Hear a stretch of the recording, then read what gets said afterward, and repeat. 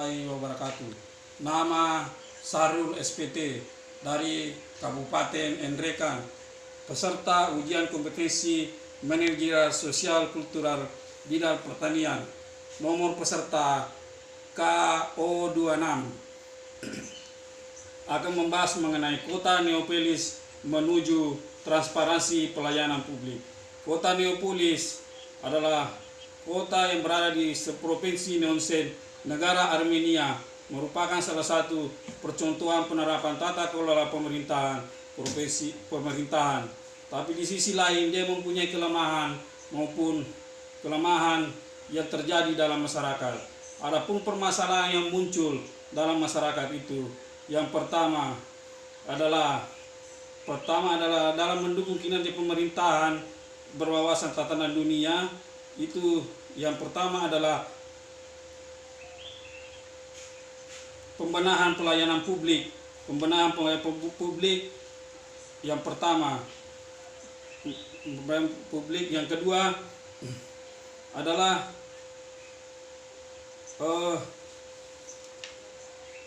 menyusun konsep rencana strategi pelayanan publik.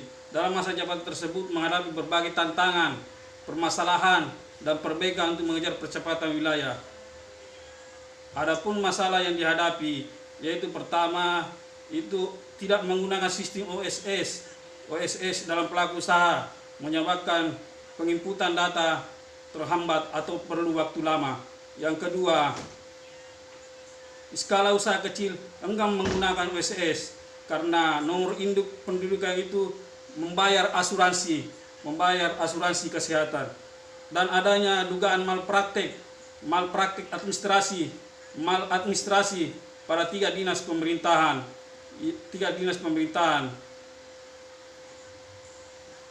malah dengan dilihat dari pengawasan CCTV.